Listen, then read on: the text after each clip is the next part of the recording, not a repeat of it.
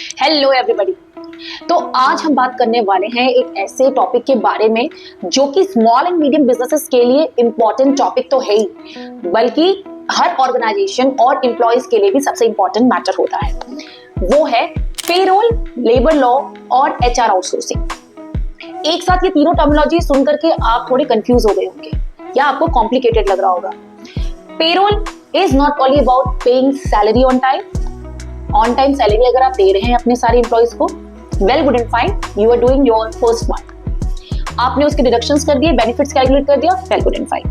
But payroll is more of a step ahead then paying the salary. It is about handling the compliances as well.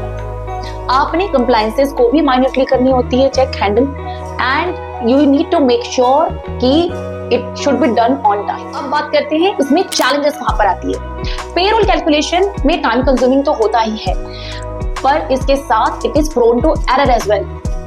इसकी वजह से जो calculations हम salary की कर रहे होते हैं उसमें वेरिएशंस आने के चांसेस होते हैं। चलिए अब बात करते हैं कि एचआर आउटसोर्सिंग क्या होती है। एचआर आउटसोर्सिंग सिंपल वर्ड्स में, जब कोई भी कंपनी अपने एचआर फंक्शंस को किसी एक्सपर्ट एजेंसी को हैंडओवर करती है, उसको हम कहते हैं HR outsourcing.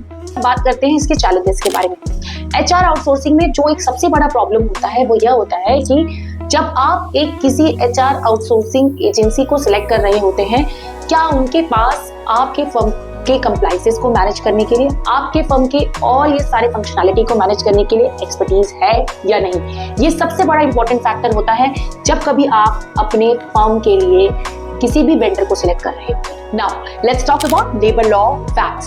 Labor law ensures fair salary, workers' right, safety and security at the workplace, social security rights of the workers. Under workplace safety, POSH Act के तहत हर ऑर्गेनाइजेशन में जो इंटरनल कमिटी को फॉर्म किया जाता है, उसके अंदर एक प्रिसाइडिंग ऑफिसर, एक एक्सटर्नल मेंबर और कुछ एम्प्लॉय रिप्रेजेंटेटिव्स का होना मैंडेटरी होता है। अब समझते हैं इसमें चैलेंजेस क्या है।